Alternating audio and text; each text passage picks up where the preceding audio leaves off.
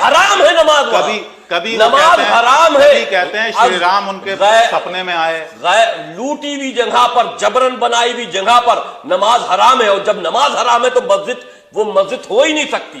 آپ ایودھیا کی بات نہ کیجئے, میں 11 مسجدوں کی بات کر رہا ہوں. ان 11 مسجدوں میں نماز جو پڑھی جا رہی ہے وہ عبادت کے لائق نہیں ہے, وہ حرام ہے, کیونکہ وہ غصبی جگہ پر, لوٹی ہوئی جگہ پر, جبرن بنائی ہوئی جگہ پر مسجدیں تعمیر کی گئی ہیں. کیا یہ سچ ہے کہ 3000 سے 6000 تک ہندو مندروں کو گرا کے مسجد میں بدلا گیا؟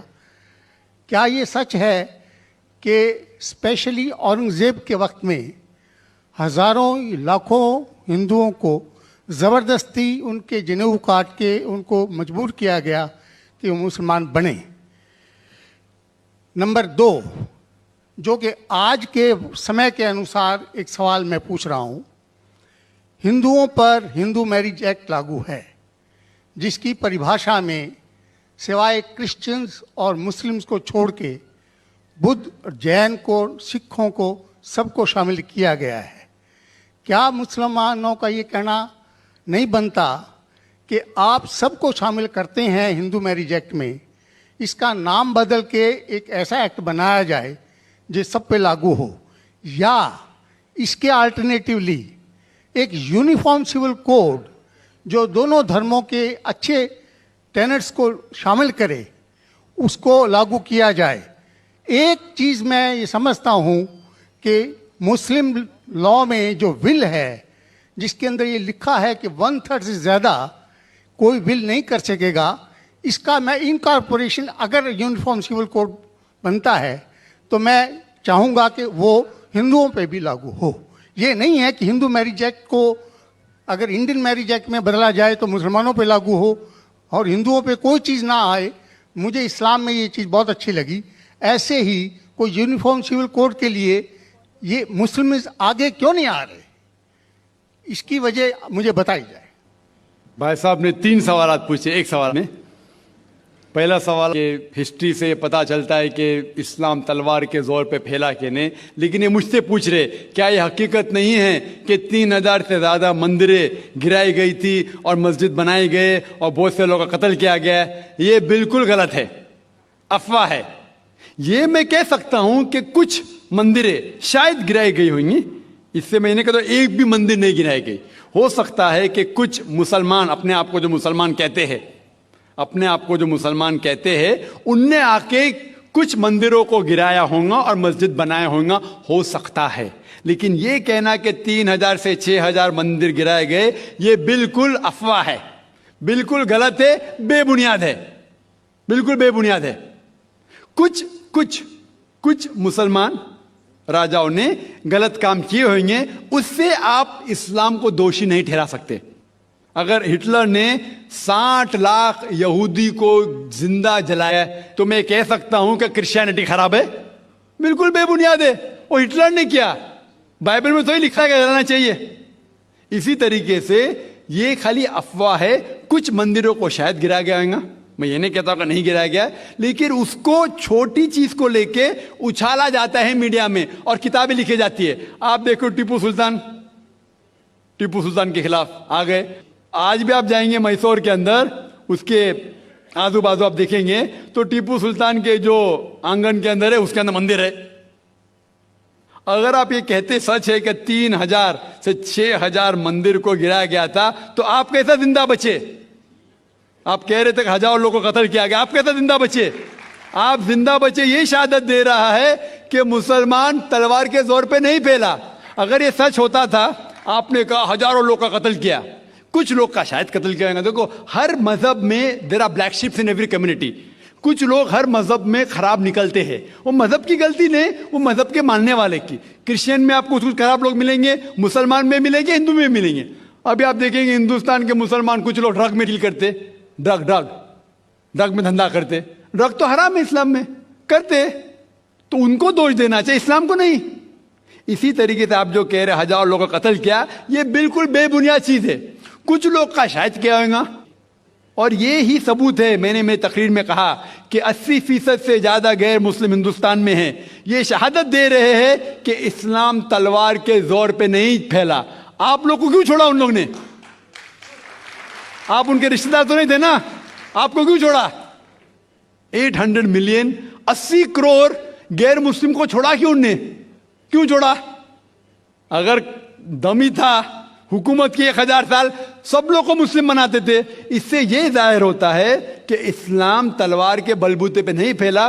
कई लोग, कई गैर मुस्लिम इस्लाम से मुतासिर होके उन्होंने इस्लाम कबूल किया। तो यह कहना बिल्कुल गलत है। आपका दूसरा सवाल कि हमें क्या करना चाहिए? ये अलहदा लॉ नहीं होना चाहिए, सब एक ही कॉमन सिविल कोड होना चाहिए और सब मजहब की अच्छी चीजें लेके कॉमन सिविल कोड करना चाहिए। मैं आपके बिल्कुल साथ हूं, बाकी मुसलमान शायद आपके खिलाफ होंगे, मैं आपके साथ हूं। क्यों मैं साथ हूं आपके? पहला चीज, हम मुसलमान अगर दिगर मजहब के बारे में जानेंगे, कभी कॉमन सिविल कोड की बात आती सबसे ज्यादा नारा मुसलमान गलत है। यह मुमकिन ही नहीं है, क्योंकि हिंदुस्तान में हिंदू मजहब के कितने फिरके हैं, यह मुमकिन ही नहीं है। मुसलमान तो सिर्फ 20% या 80% या 75% जो हिंदू लोग हैं उसमें ही मुमकिन नहीं है। ये कॉमन सिविल कोड हिंदू लोग ही इसको फॉलो नहीं कर सकते। हिंदू मजहब में कितने मुख्तलिफ ग्रोह है। एक कहता है कि बेटी को जाना चाहिए, एक कहता है बेटे को जाना जायदाद, एक कहता है कि जितनी खेती है वो नहीं जा सकती बेटी को, दूसरा ग्रोह कहता है। कितने मुख्तलिफ ग्रोह है, हजारों।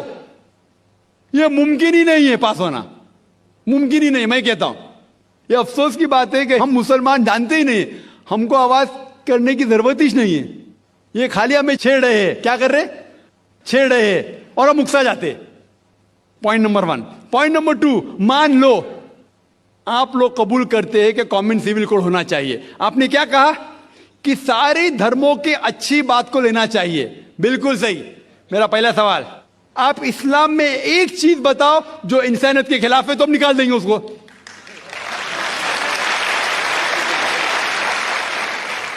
आपका यह कहना बिल्कुल सही है कि बाकी मज़ाहिब की अच्छी चीजें जो है, मिसाल के तौर पे मैंने तकरीर की similarities between Hinduism and Islam, तो जो अच्छी चीजें हिंदुइज्म की मैं ले चुका हूं। Similarities between Christianity and Islam, जो अच्छी चीजें इस आयत में ले चुका हूं। मैं ये पूछना चाहता आपसे, एक चीज जो इस्लाम में खराबी है वो तो बताओ मुझे, तो उसको निकालेंगे ना। लेकिन मंच के ऊपर जब डिबेट होएगा इंशाल्लाह मैं आऊंगा इंशाल्लाह। हाँ, मंच पे जब डिबेट होएगा कि हम क्या करेंगे, हर मज़हब की अच्छी चीज लेंगे। तो मैं ये चाहता हूं कि इस्लाम की तरफ से उस मंच पे, उस स्टेज पे इंशाल्लाह मैं आऊंगा। ये चैलेंज है। कोई भी शख्स हिंदुस्तान में हो, मिनिस्टर हों दो, कोई भी स्वामी हों दो, कोई भी शंकराचार्य हों दो, इंशाल्लाह मैं तालिब इल्म हूं इस्लाम और दिगर मज़हब का। मैं तस्लीम करता हूं कि डिबेट होना चाहिए, हक बात जो निकली, लेकिन उसके ऊपर अमल भी होना चाहिए। हक बात जो सबसे बेहतरीन है इंसानियत के लिए, उसके ऊपर अमल होना चाहिए। इसलिए जो आखिरी किताब जो अल्लाह सुब्हानहू व तआला नाजिल की कुरान शरीफ, वो इंसानियत के लिए सबसे बेहतरीन किताब है, उसके ऊपर अमल होना ही चाहिए। आपका तीसरा सवाल, क्या ये हिंदू जो है इनहेरिटेंस के अंदर, ये इनहेरिटेंस जो होता है इस्लाम के अंदर 1/3 हिस्सा, 1/3 हिस्सा हम विल में दे सकते, देना जरूरी नहीं है, दे सकते हैं। इस्लाम के जो विल के अंदर जो आता है इनहेरिटेंस, वो कुरान की आयत है सूरह निसा की सूरह नंबर 4 आयत नंबर 11, 12 और 176। उसमें कहा गया है कि जो भी आपकी जायदाद है, अल्लाह सुब्हानहू व तआला कह चुका है कि आपके बेटे को बेटियों से डबल मिलेगा। आगे लिखा गया है आपके वालिदैन को 1/6 मिलेगा। सिर्फ अगर बच्चे हैं तो वालिद वालदा को दोनों को 1/6, अगर बच्चे नहीं है तो वालदा का 1/3। आगे बढ़ती आयत नंबर 12 पे लिखा है कि आपकी बीवियां जो आपके लिए छोड़ेंगी, अगर बच्चे नहीं आपको आधा मिलेगा, बच्चे हैं तो 1/4 मिलेगा। आप जो आपके बीवियां के लिए छोड़ते हैं, बच्चे नहीं तो उनको मिलेगा 1/4, 1/4, बच्चे हैं तो 1/8, 1/8। ये डिफिकल्ट है, याद रखना, आप जाके रेफरेंस देख सकते हैं, सूरह निसा सूरह नंबर 4 आयत नंबर 11 से 12। और इसके बाद अगर आप किसको विल करना चाहते हैं अपनी जायदाद, मैक्सिमम 1/3, लेकिन ये विल जो करेंगे आप, ये इन लोगों में से नहीं होना चाहिए। आप नहीं कह सकते कि मैं मेरे बेटे से ज्यादा मोहब्बत करता हूं, बड़े बेटे से, इसलिए उसको ज्यादा दूंगा, ये बिल्कुल गलत है। لیکن جو یہ دائرے میں نہیں آتے ہیں انہیریٹنس کے, ان کو آپ 1/3 حصہ دے سکتے ہیں. آپ کہتے ہیں آپ کو یہ چیز بہت پسند ہے, آپ بھی کرنا چاہتے ہیں, آپ کو کون روک رہا ہے؟ انڈین گورنمنٹ کے حساب سے آپ اگر ول کریں گے, کیا میں میرا 1/3 حصہ دینا چاہتا ہوں, کوئی بھی روک نہیں سکتا ہوں, میں بھی نہیں, نہ منسٹر بھی نہیں. اور پورا اگر فالو کرنا چاہتے سچا دھرم, آپ اسلام قبول کر سکتے, ہم آپ کو ویلکم کرتے. وآخر دعوانا الحمدللہ رب العالمین.